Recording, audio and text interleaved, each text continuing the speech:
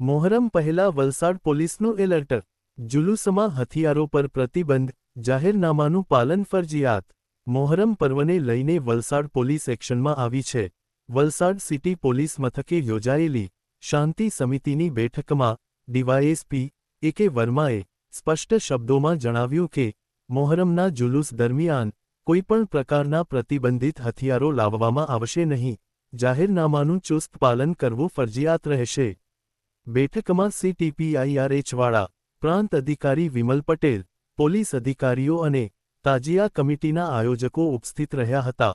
Police દ્વારા social media પર ફેલાતી અફવાઓથી સાવચેત રહેવા અને કોઈપણ ભ્રામક મેસેજ ફોરવર્ડ ન કરવા ખાસ અપીલ કરવામાં આવી હતી.